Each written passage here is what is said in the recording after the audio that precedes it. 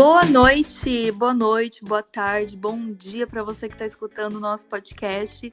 Estamos no nosso segundo episódio. Boa noite, André. Boa noite, Eric. Boa noite, Fran, André. Boa noite, Fran. Boa noite, Eric. Boa noite a todos os ouvintes. E bora para mais uma. Vamos para mais uma e hoje a gente vai falar do ministro que joga e joga, né? Senhor Gilmar Mendes. O Eric fez uma thread, está lá na Vértice, explicando aí o imbróglio que está rolando entre o Gilmar Mendes, ministro do Supremo Tribunal Federal, com o nosso vice-presidente general Hamilton Mourão e o ministro da Defesa, Fernando Azevedo. Hoje a gente vai falar um pouquinho sobre isso. Então, vou dar um contexto aí para os nossos ouvintes que estão por fora. No sábado, o ministro Gilmar Mendes, do Supremo Tribunal Federal, disse que não é aceitável o vazio no comando do Ministério da Saúde. Ele disse isso durante uma live da Istoé. Abre aspas para o Gilmar Mendes. Não podemos mais tolerar essa situação que se passa no Ministério da Saúde.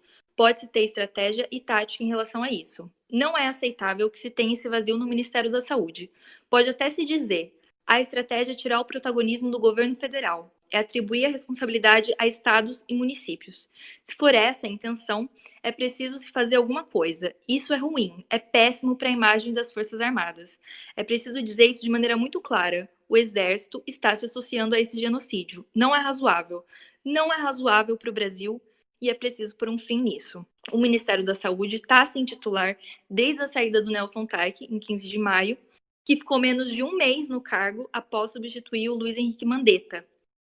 Depois da saída do Taik, o general Eduardo Pazuello passou a responder pelo ministério, sem ser efetivado no comando, né? A experiência dele de militar está ligada à área de logística e não de saúde. O Brasil ultrapassou 1,8 milhão de casos confirmados de Covid, 71,5 mil mortes por conta da doença, e esses números são do último boletim do consórcio de veículos de imprensa, que é formado pelo Globo, pelo Extra, pelo G1, pela Folha de São Paulo, UOL e Estadão. Na segunda-feira, o Ministério da Defesa anunciou que, em razão da declaração do Gilmar Mendes, enviaria uma representação para a Procuradoria-Geral da República. Em nota assinada pelo ministro Fernando Azevedo e pelos comandantes das 3 forças militares, o Ministério afirmou, abre aspas, comentários dessa natureza, completamente afastado dos fatos, causam indignação. Trata-se de uma acusação grave, além de infundada, irresponsável e, sobretudo, leviana. O ataque gratuito às instituições de Estado não fortalece a democracia. Na terça-feira, o vice-presidente general Hamilton Mourão disse que o ministro Gilmar Mendes deveria pedir desculpas por comentários feitos sobre a atuação do Exército.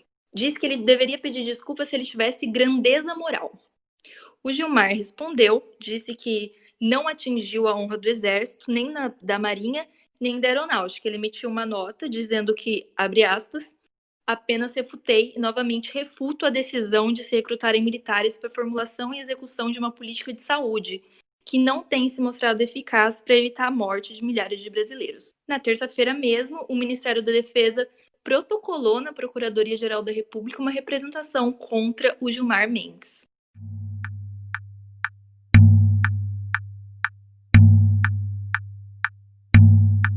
Bom, foi isso que aconteceu em ordem cronológica. Vamos comentar. Eric, você que fez a thread, quer começar comentando? Bora lá. Esta questão que envolve o ministro Gilmar Mendes, ela possui vários aspectos que nós vamos nos debruçar na natureza de cada um deles, né? Mas o aspecto imediato do Gilmar foi esticar a corda de maneira proposital.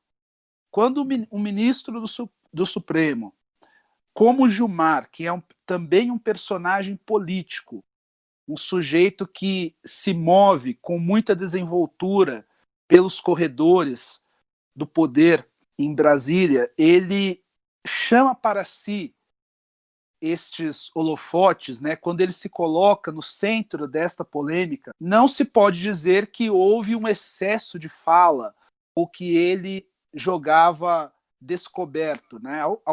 Ao contrário até, né? O Gilmar é um uma figura que costuma jogar mascarado, né? Então ele, quando o Mourão, né, utiliza aquele jargão esportivo de que o Gilmar cruzou a linha da bola, eu imagino que seja apenas uma tentativa de dizer que está brigando sem, de fato, enfrentar o problema. O que os militares querem com esta resposta ao ministro é exatamente projetar força para o debate público, para a sociedade que assiste todas estas coisas, né? O ministro Gilmar não é uma figura, não é das figuras públicas mais populares do nosso cenário institucional. Então, os militares entenderam que essa era a única atitude razoável no momento. Mas eles sabem também que o tiro do Gilmar atingiu em cheio um cenário armado de tranquilidade, do que eu chamei naquela análise feita no Vértice de pragmatismo conveniente, né? Ou seja, você participa de um governo com caráter autocrático, como é o governo Bolsonaro, um governo que, para além de todas as questões, de todas as polêmicas, ele ainda se insere em um cenário de negacionismo. Talvez é um dos piores, talvez o Brasil seja um dos piores exemplos no que diz respeito ao combate da pandemia, né, ao combate ao vírus, a Covid-19. E, nesse sentido, a imagem do país está completamente danificada pelo governo Bolsonaro, um governo que se vale, por um lado, do respeito que parcela considerável da sociedade devota às Forças Armadas, e também as utiliza, as vampiriza para projetar força, né? Inclusive chegou a recorrer à autoridade dos militares como se fossem um poder moderador, que o impediriam, né? que impediriam a sua derrubada, a sua eventual deposição. E os militares, eles ocupam poder, inclusive generais da ativa, o que é gravíssimo. Generais da ativa ocupam cargos políticos no governo federal, não só nos ministérios, né, não só a titularidade das pastas, como cargos no segundo escalão, terceiro escalão. O ministro Pazuello promoveu uma verdadeira militarização da pasta da saúde, que é neste momento, sobretudo, é claro que nós já tivemos ministros que não eram médicos, não eram da área da saúde, da gestão pública de saúde, mas neste momento nós não temos ministro, mas este ministro de facto, que é o Pazuello, militarizou a pasta, escondeu dados, fez com que o país retrocedesse no combate, na gestão desta crise sanitária. Então, o ministro Gilmar Mendes, ele tirou os militares daquela zona de conforto em que eles se refugiaram desde o início deste processo. Enfim, tem outros detalhes, mas nós discutiremos ele mais adiante. Bom, você falou muito bem a respeito de como o ministro Gilmar Mendes tirou os militares da zona de conforto e colocou os militares numa situação muito desconfortável, para não dizer difícil de encarar, porque agora os militares, e essa crítica já vem sendo processada, mas agora ela ficou mais nítida, que é o papel dos militares nesse governo e o legado que os militares deixarão na sua própria história como um si. Se a gente analisar o governo Bolsonaro como um todo, o governo Bolsonaro existem diversos defeitos e falhas, é um governo, é uma bagunça que só o governo Bolsonaro atualmente, desde o começo, mas agora está numa situação ainda pior por conta da Covid-19 no Brasil e da situação de óbitos existente no Brasil. E os militares, eles viram inicialmente no Bolsonaro, no bolsonarismo, na época principalmente de 2018, uma chance não só de voltarem ao poder, mas também de recuperarem um prestígio perante a opinião pública, sobretudo aos núcleos que os militares existe uma certa resistência, como o caso da imprensa, os próprios intelectuais em si, por conta da imagem da ditadura militar, que ainda é muito forte, muito presente em certos núcleos, apesar de que os militares tenham um certo prestígio perante a população, ou tinha, mas desses núcleos em si, ainda assim existia uma certa resistência, os militares queriam recuperar esse prestígio que foi arranhado por causa da ditadura militar, só que dado a situação desse governo, esse desgoverno, melhor dizendo, né, das pataquadas que o próprio Bolsonaro, dentre seus asséculos, causaram para o Brasil, de uma certa forma, desde questões econômicas, desde questões de relações internacionais, até esse caso do coronavírus, a situação dos militares tem se desgastado e muito perante a própria opinião pública, porque os militares, eventualmente, são associados ao governo Bolsonaro, e o governo Bolsonaro, até o momento, é o governo que, em dado momento, é o segundo maior país com mais casos de Covid-19 no mundo, e isso poderia ter sido facilmente revertido se o governo Bolsonaro tivesse adotado as medidas de isolamento, as medidas de contenção, e não tivesse, a todo momento, tivesse tentado boicotar as próprias medidas que os seus ministros de saúde tentavam promover, o controle da Covid-19 no país. Isso sem falar também do processo de militarização do Planalto, onde cada vez mais militares ocupam cargos importantes no governo. Você tem o caso do Ministério da Saúde, mas também podemos citar desde a Casa Civil, que é ocupado pelo general Braga Neto, que foi o interventor no estado do Rio de Janeiro, na época do final do governo Temer. Nós tivemos outros militares ocupando cargos importantes no governo, e alguns que acabaram saindo por discordâncias, com problemas internos com a ala ideológica do governo, que é o olavismo, que foi o caso do general Santos Cruz. Mas a gente consegue ver, de uma certa maneira, que a gestão dos militares, a gestão de imagem, até a gestão pública deles está sendo totalmente defasada, para não dizer caótica. No caso do Ministério da Saúde, o Ministério da Saúde não existe. É um ministério fantasma. Tanto que a situação da Covid-19 só tem cada vez mais piorado e não existe nenhum plano de contenção, nenhum planejamento para conter o avanço do coronavírus no país, no âmbito nacional. Todo o trabalho está tendo que ser desenvolvido pelos estados e municípios. E é algo que até o próprio Bolsonaro até joga, porque ele pode, porque se não for o suficiente, ele pode dizer que, olha, eu tentei abrir a economia, vocês deixaram que os estados e municípios fechassem tudo, agora vocês estão sem emprego, tem pessoas morrendo, e agora a culpa não pode dizer que a culpa é minha.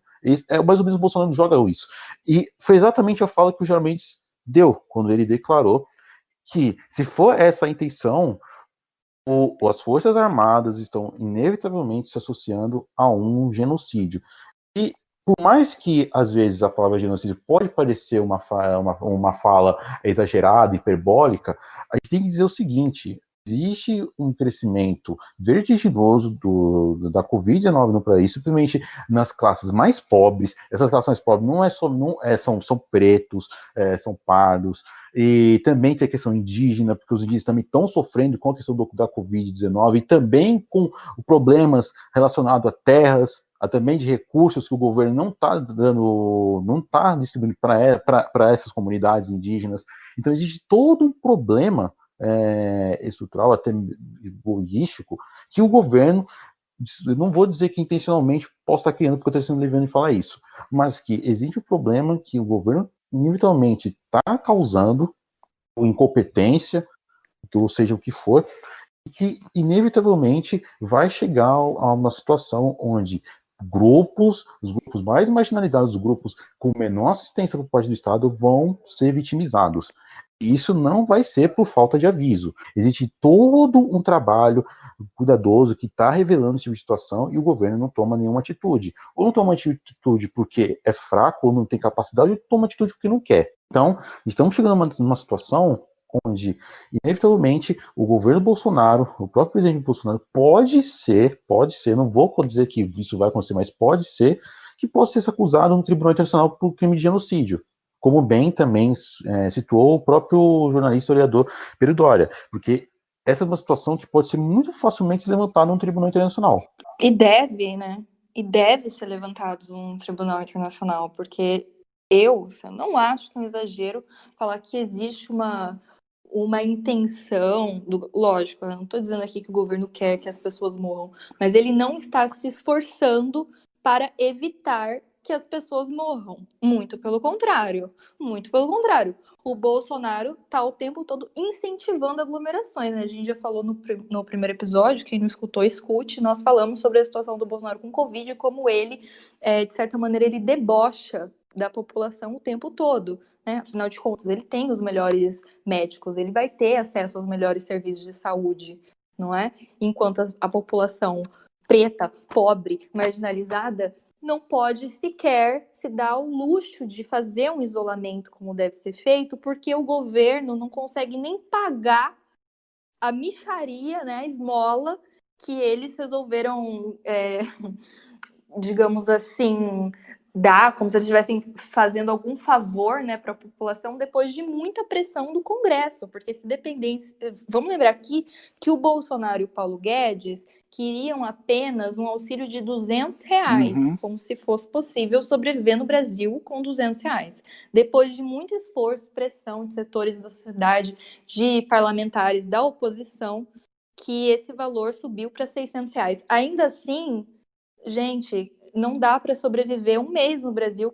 Existem pessoas sobrevivendo existem pessoas que sobrevivem sem ter nada, né? Mas o fato é que o governo, nesse momento, deveria fornecer meios para que a população se preservasse, ficasse em casa, e somente aqueles que não têm como, que estão em serviços essenciais, precisassem sair, de fato saíssem para continuar, né, movimentando ali serviços de alimentação básicos, etc. E não é isso que está acontecendo. Então, de certa maneira, sim, a gente pode dizer que eu acho que o Gilmar Mendes ele foi muito certeiro, né? Ele deu, de certa maneira, um aviso aos militares, mas ele está falando óbvio aqui.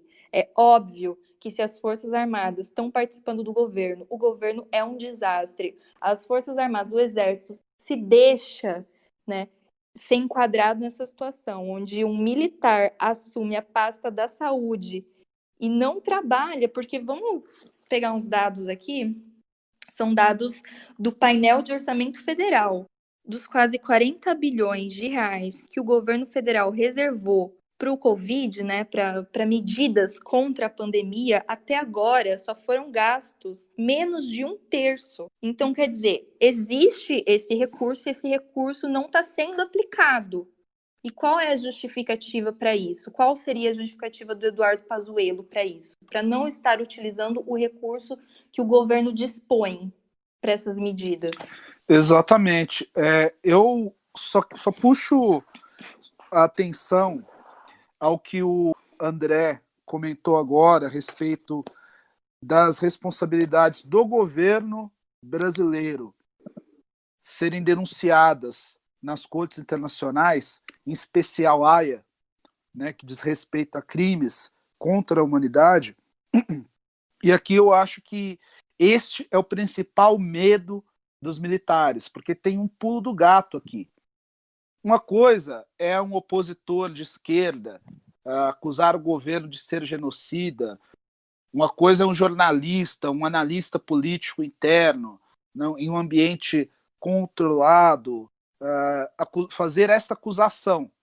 O debate público admite generalizações de toda sorte. É muito diferente quando um ministro da Suprema Corte do país se refere a este estado de coisas como genocídio. Se um ministro de uma corte, da mais alta corte, não é qualquer juiz, é um ministro do Supremo Tribunal Federal, alertando o governo brasileiro, né, alertando os militares a este respeito, isto por si serve para legitimizar a causa, legitimizar um processo que acusa o Brasil de genocídio. Imaginem isso.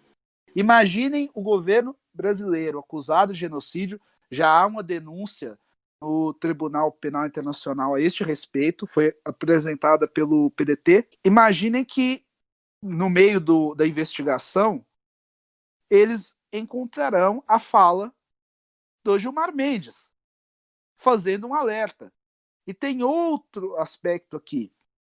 Imaginem que, para além dessas questões, os militares passarão para a história, porque apesar de Bolsonaro, apesar de excessos vários, né, e os militares eles são conservadores de aspectos negativos do nosso processo histórico, possuem aquele ranço positivista, né, já falamos disso, isso é debatido a exaustão por aí, mas em que pese até certo revisionismo a respeito do papel das forças em 64, os militares empreenderam nos últimos anos, nas últimas décadas, pós-redemocratização, uma tentativa de reabilitação da própria imagem junto à sociedade brasileira. Se, de repente, esta imagem passa à história como a de forças, instituições convenientes com a matança, a negligência de cidadãos, isso seria devastador. Imaginem vocês que, neste momento, apesar deste respiro que o governo Bolsonaro teve, por conta do desgaste, né, do isolamento social, por conta da crise econômica imediata que muitos ainda acreditam aos governadores e prefeitos, né, a narrativa dele funcionou para atingiu uma parcela significativa da população que crê no presidente, ainda que não o apoie, mas acredita nessa narrativa e acredita também que o governo vai bem. Inclusive, houve uma migração de votos Lula para Bolsonaro, que é fomentada agora por este auxílio que ele não queria dar, como a Fran nos recordou agora. Mas sempre a fatura chega. E os militares já fazem esse cálculo. E o Gilmar também, né? Exatamente. Só que tem um agravante pior na situação dos militares. Os militares, é óbvio que a gestão militar em certos lugares do governo está sendo totalmente desastrosa, está sendo pífia. E o Gilmar Mendes tem toda a razão em dizer que os militares não deveriam estar formulando políticas públicas, porque a carreira militar não é focada Tá nisso. na lei, né? Não é focada nisso. A força militar é focada somente em guerra, em defesa, em auxiliar a defesa do país, e não na formulação de políticas públicas. Existe um agravante para ainda, porque os militares não só se ajudam nessa questão também de ter uma formação de política pública totalmente fracassada, totalmente confusa, mas também os próprios agentes militares do governo, membros do governo federal, que são militares, que são generais da reserva ou da ativa, atuam não só de maneira leviana, mas às vezes até de maneira criminosa. Eu posso citar, por exemplo, a situação onde houve militares que foram a manifestações antidemocráticas, como o senhor ministro Augusto Heleno, já fez, inclusive, flertes ao bolsolavismo.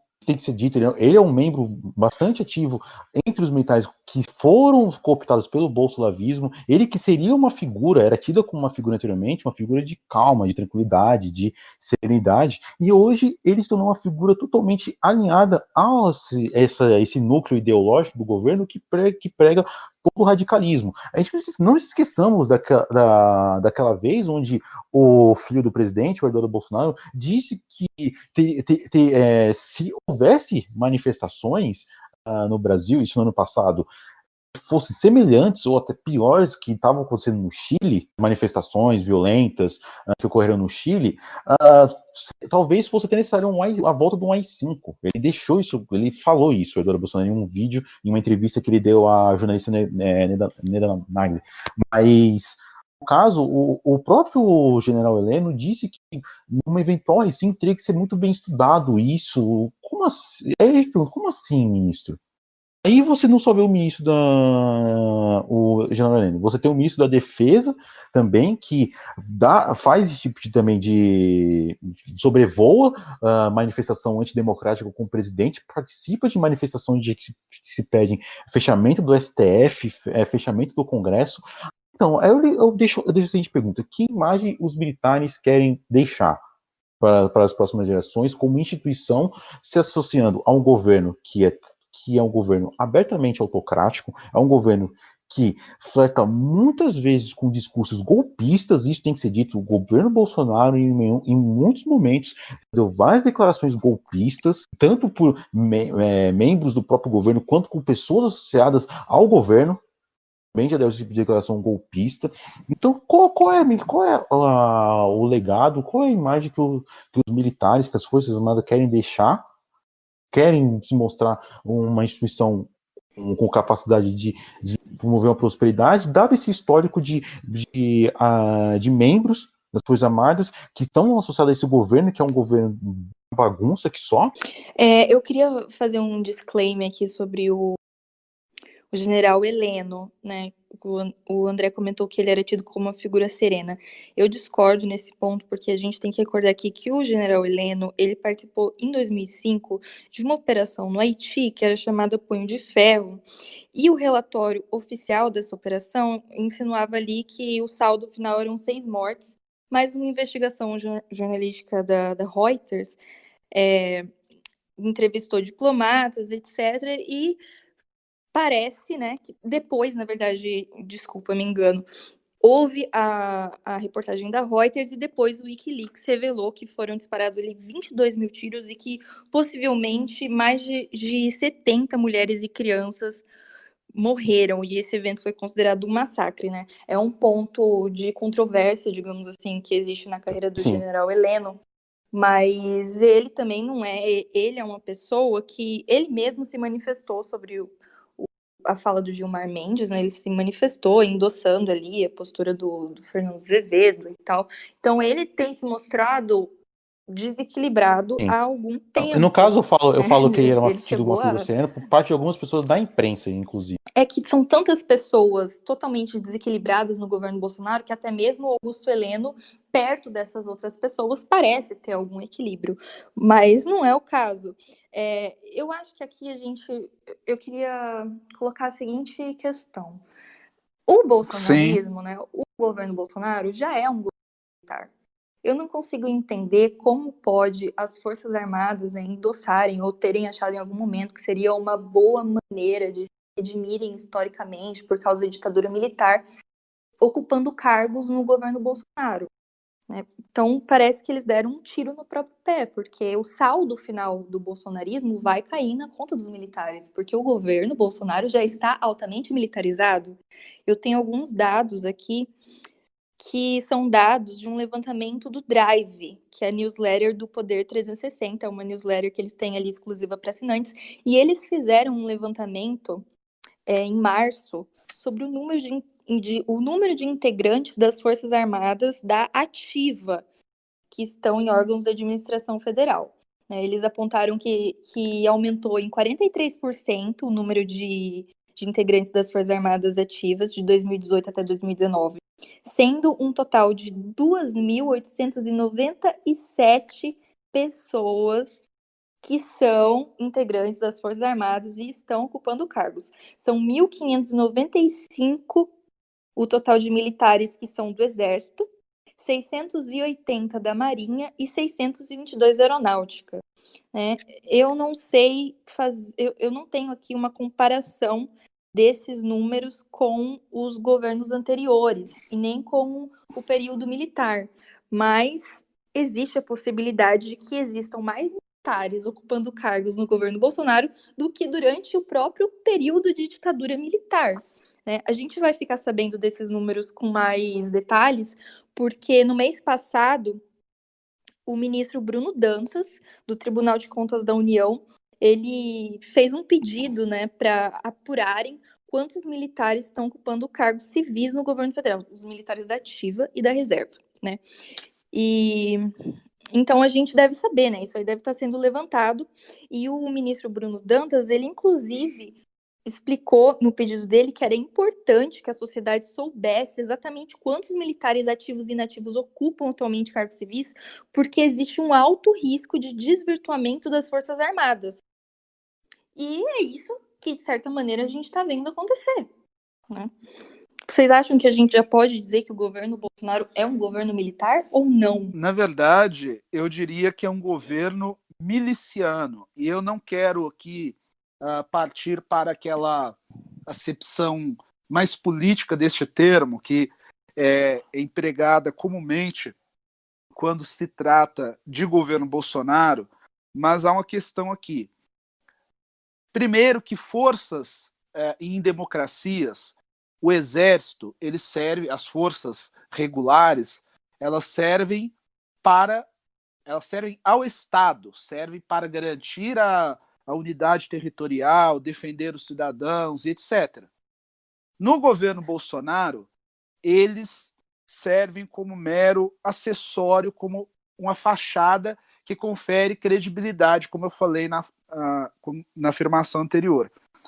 Mas repare que essa desmoralização ampla, geral e restrita das instituições passa também pelos militares, quando o governo Bolsonaro, naquela fatídica reunião do dia 22 de abril, em que foram proferidas tantas barbaridades, uma delas foi quando o Bolsonaro, se valendo de uma bandeira histórica da nova direita brasileira, ele disse que quer armar o cidadão.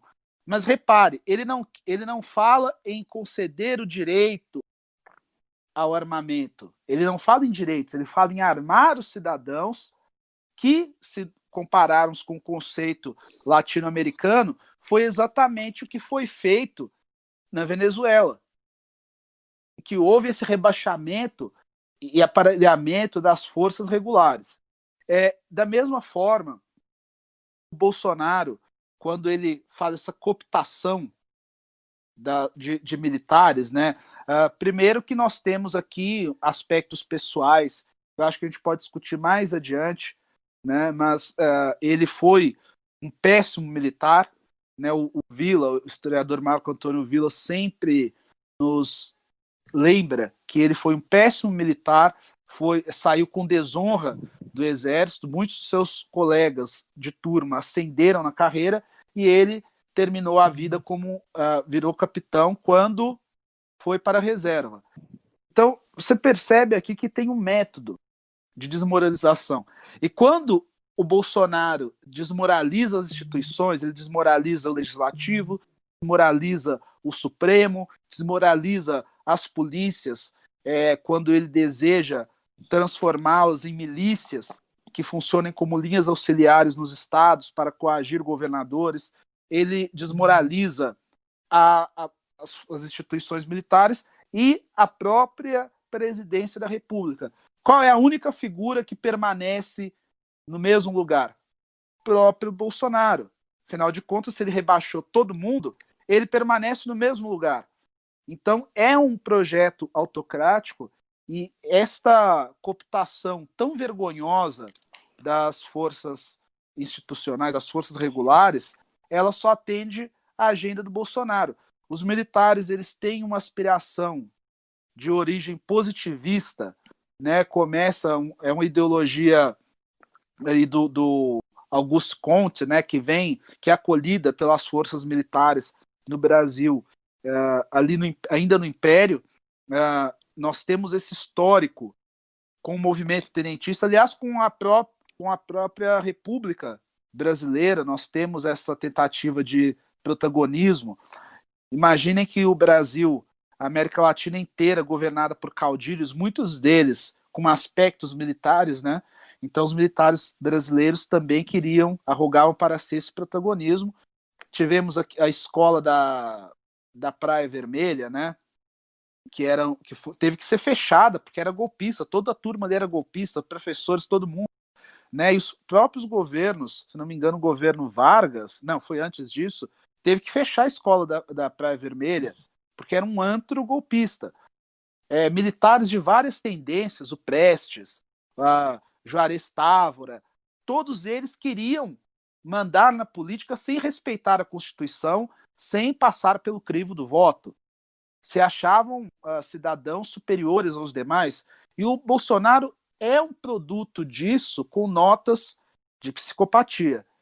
Então, tem essa questão, explica tanto ambições bolsonaristas como esta armadilha que fisgou o exército, né, as forças armadas como um todo, de que eles poderiam pautar a política. Ao contrário do que se vê nos Estados Unidos, quando aquele comandante militar, um sujeito um general 4 estrelas, ele pede desculpas ao povo porque sentiu que posar ao lado do presidente durante aquela exibição do Trump do lado de fora foi indigno para as Forças Armadas. Aqui não. O general Pazuello, eu até pensei que o André fosse citá-lo, mas o Pazuello participou de uma manifestação golpista também, quando já era interino da saúde. Papel vergonhoso desse senhor, que entrará para a história não só como o pior ministro da saúde que o país já teve, como também como um general traidor da pátria, que é isso que ele é, não podemos tergiversar. Olha, eu ficaria em as dúvidas se ele é o pior ministro da saúde dado a esse governo. Pode ser que tenhamos logo à frente algo tão pior quanto. Eu não ficaria surpreso se isso acontecesse, dada a situação atual. Quem? Dr. Ray, Nisi Yamaguchi, Osmar Terra Plana? Chegando nesse nível, mas infelizmente, exatamente o que você falou, os militares, eles... É óbvio que a gente vê que os militares no Brasil, e eu acho que até a gente também passa pela cabeça dos militares, porque os militares histórico brasileiro, eles tiveram um papel fundamental dentro da própria história do Brasil, em movimentos, em situações chaves da nossa história, desde a formação da República, quando os militares derrubaram o governo imperial, desde também na Revolução de 30, onde os militares, junto com opositores da República Velha, despuseram o antigo regime e colocaram o Getúlio Vargas no poder. Tem momentos-chave onde os próprios militares derrubaram o próprio Getúlio Vargas em 45, depois quase derrubaram o Juscelino Kubitschek, mas outra ala de militares acabou advogando pela permanência do Juscelino Kubitschek, né, no final dos anos 50.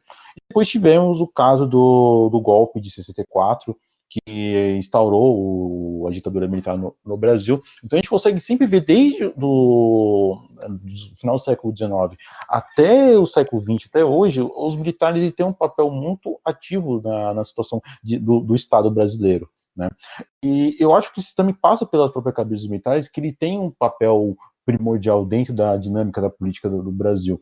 Eu acho que, de certa maneira, isso meio que cegou os militares quando eles embarcaram no governo Bolsonaro, porque eles acharam que eles poderiam, dentro daquilo que eles já fizeram no passado, dentro do papel que eles tiveram nos rumos que o país tomou enquanto Estado, eles acharam que poderiam repetir situações boas que eles ocasionaram em algum ciclo ou outro, e que poderiam criar uma imagem de prosperidade e removeria aquela imagem negativa que foi criada justamente por causa do golpe de 64.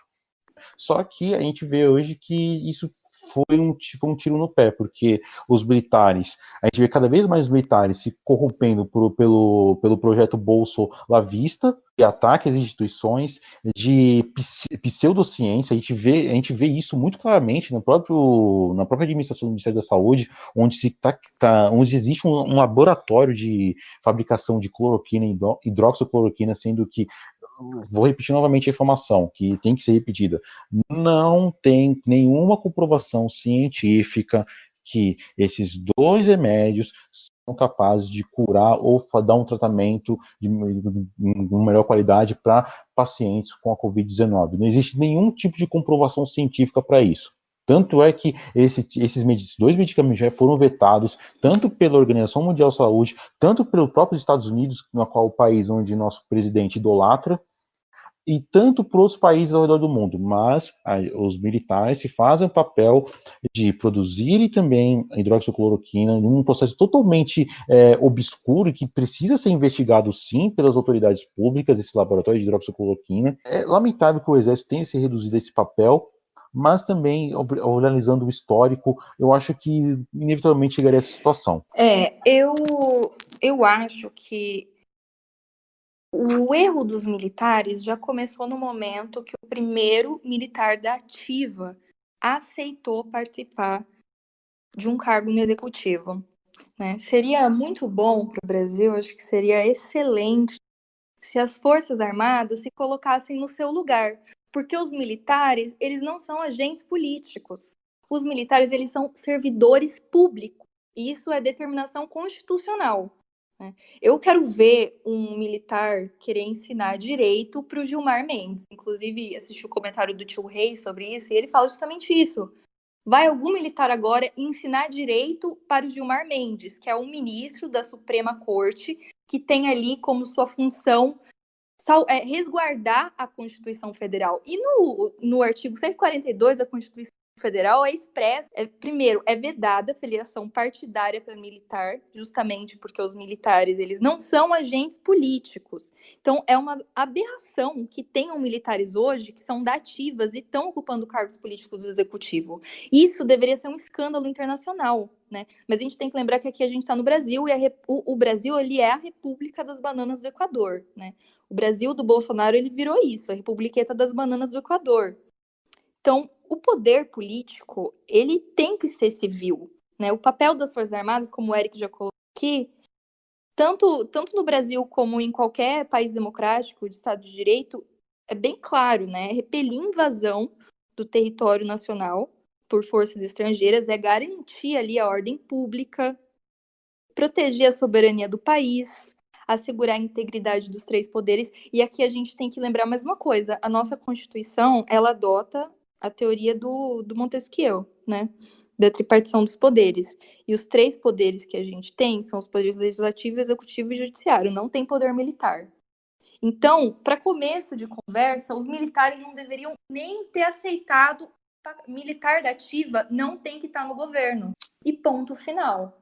Se está no governo, já está errado. Já começou errado. Ô Fran, sobre a sua fala, alguns aspectos aqui que eu achei interessantes.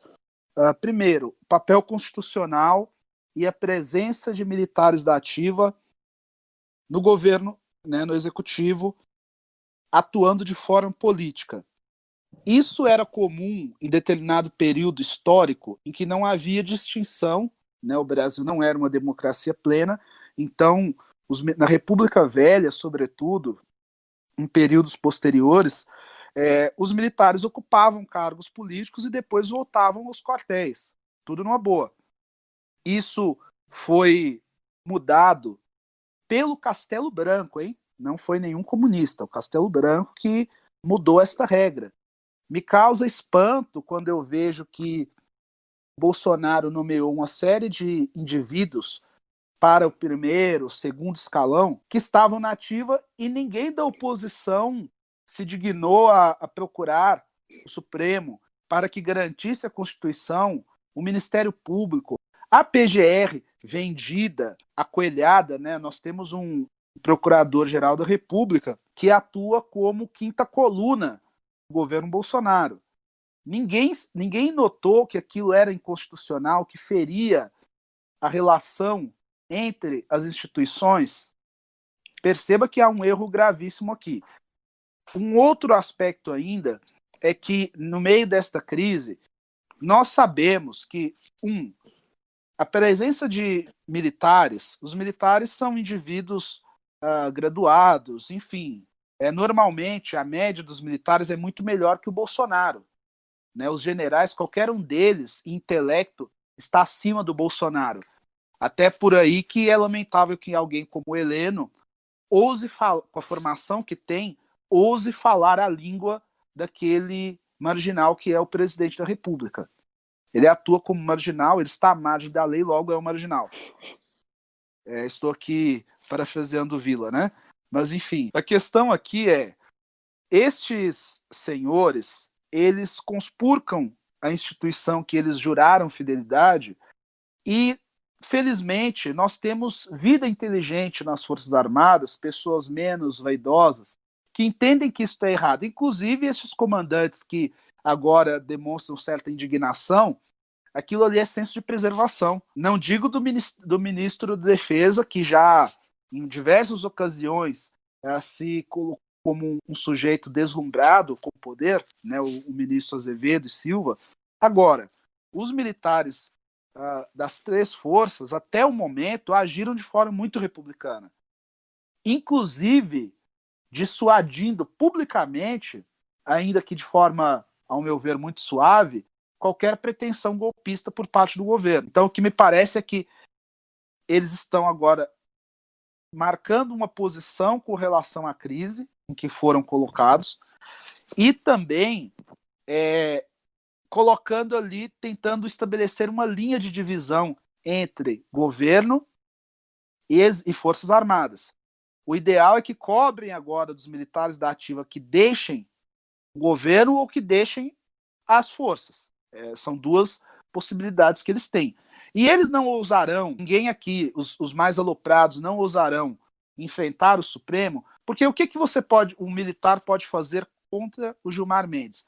Olha, apresentou aquela denúncia na PGR, o que a PGR vai fazer com aquilo? O que o Marco Aurélio diz que faz com vários pedidos, né? Vai remeter ao lixo, porque pode um PGR vendido como Augusto Aras, comprometido politicamente, um sabujo, pode o Augusto Aras procurar tentar quadrar o ministro Gilmar Mendes? Não. Pode o PGR, um PGR que fecha os olhos para seguidas imposturas do ministro, do presidente da República, enquadrar o Gilmar Mendes? Não. Podem os militares forçarem o ministro a qualquer coisa? Também não. Os militares sabem, inclusive, que uma ditadura é inviável nos dias atuais. É inviável.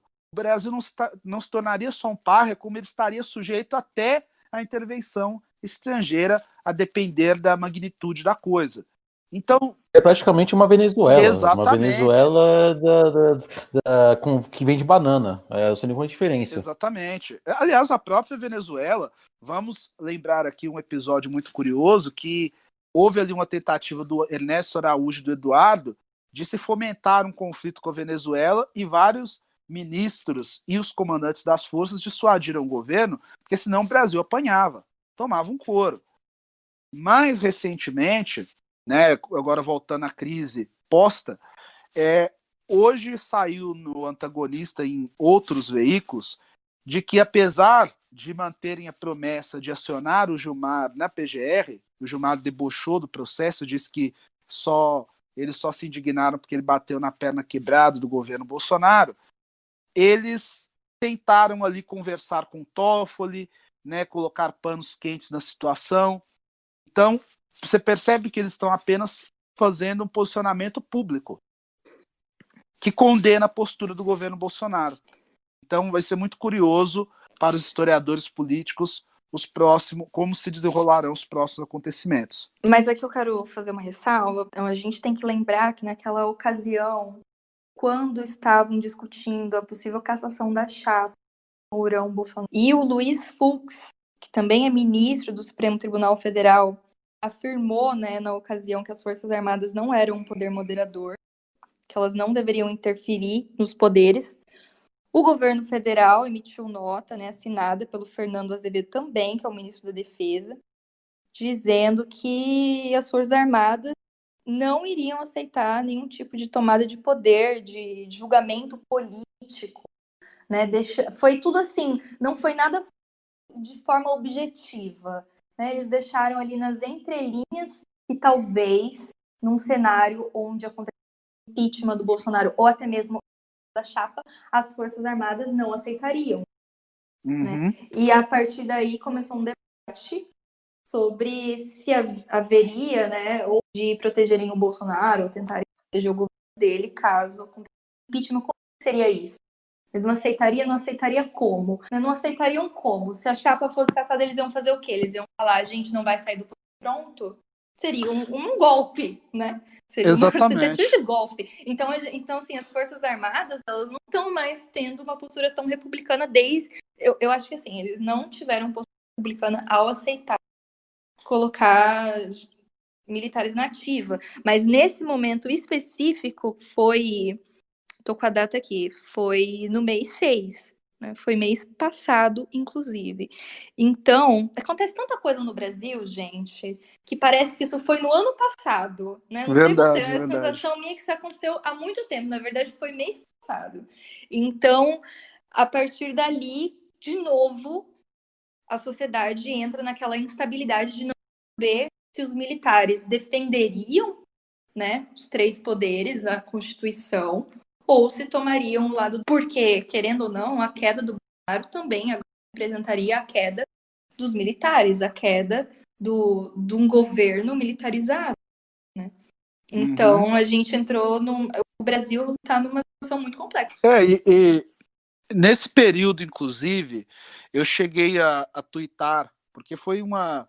Nós estávamos ali naquele pico da crise, né? Quando, com atos golpistas, etc.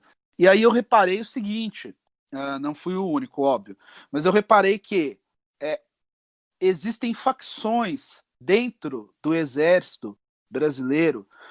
Então, existe a facção bolsonarista comprada a peso de ouro com uma reforma da Previdência que cumulou os militares de benefícios, né? E existe uma facção que é legalista. E existe ainda uma terceira e quarta, né, terceiras e quartas posições. Nós temos militares nacionalistas, de fato.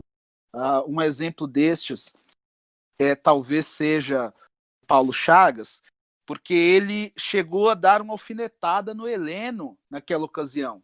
Agora, corporativistas que são, né, corporativista que é, Paulo Chagas critica o topete do Gilmar Mendes, assim como criticou o Celso de Mello quando ele disse em despacho que conduziria Luiz Ramos e o outro general, o Heleno, né, sob vara, caso eles não fossem depor naquele inquérito sobre a reunião do dia 22. Percebam que nesse imbróglio todo, você tem os legalistas de um lado, os bolsonaristas do outro, e nacionalistas em posições bastante dúbias. E uma minoria ali de militares que já flertam com posições mais à esquerda. Mas, de uma maneira geral, o exército também está rachado, e o Bolsonaro se aproveita disso, né? Quando eles falam ali, e essa nota, inclusive, é de quem quer projetar força também, porque quando você diz que não aceitará tomadas de poder por outro poder, que não aceitará julgamento político e tal, qualquer julgamento pode ser político, inclusive um golpe militar. Então é aquilo que você afirma sem afirmar, porque aí quem está ao lado do governo entende que foi um recado duro, quem está contra o governo entende que foi uma arregada. É uma sabonetada isso daí. Então, um outro episódio nessa, aliás, uma não declaração foi que as Forças Armadas em si não se manifestaram. Só quem se manifestou foi o ministro da Defesa. Significa. Exatamente. E pelo fato das próprias Forças Armadas não se manifestarem referente a esse episódio, somente membros do governo, que são militares, se manifestar já diz bastante coisa sobre a situação, porque as próprias Forças Armadas se encontram, e como vai ser a tendência para os próximos dias aqui para frente, né? Você vê cada vez mais alas militares se manifestando, buscando um certo distanciamento, apesar de que existem muitos militares nativos, tanto na reserva como na ativa, que estão no governo, mas também existe essa precaução de setores dos militares, das Forças Armadas, de evitar um choque com tanto o Supremo quanto o Congresso. Mas o Bolsonaro, sim, o Bolsonaro se beneficia de certas divisões dentro do núcleo militar e também se beneficia, infelizmente, de pessoas dentro dos militares que pensam, de certa maneira, como ele, que agem de certa maneira como ele e que têm também, infelizmente, aspirações que possam chegar a ser golpistas. E exemplos não é o que faltam, né? Ministros em manifestações antidemocráticas no fechamento do Congresso, do STF, já diz muito sobre os nossos ministros militares que estão no governo.